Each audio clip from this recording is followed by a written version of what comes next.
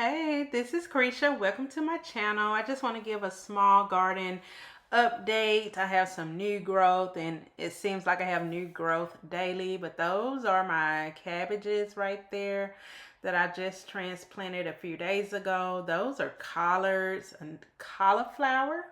Sorry, it's moving so fast. Oh my gosh. But we just passed by my red onions, and that was dwarf kale, more collards. I'm trying to start some sweet potato slips.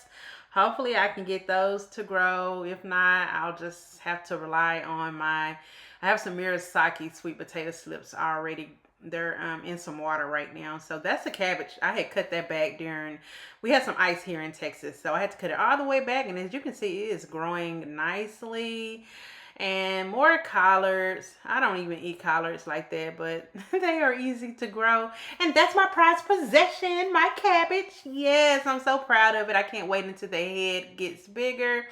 I have way too many cauliflowers off in this planter here, so I'm sure I'm going to have to thin it out some. I included some sweet onions off in here because I love sweet onions, and also just to help get rid of some pests or try to deter the pests from trying to eat my cauliflowers. So I also included a baby cabbage off in there. I have no idea why I did that. I'm not going to have enough room for all of those cauliflowers, cabbage, and onions. So I'm going to really have to thin it out. This here is my pretty, oh my gosh, what is it called? It is a lemon, so it's a blueberry tree, but this is a pink lemonade blueberry tree.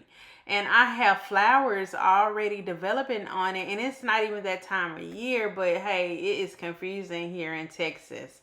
So the weather is unpredictable. So right now it's a little cool outside. It was very warm yesterday, like 78 degrees. And so I have things sprouting that probably should not be sprouting right now. These are my crocus, but thank you so much for watching. If you made it this far, please subscribe to my video so you can see my garden journey.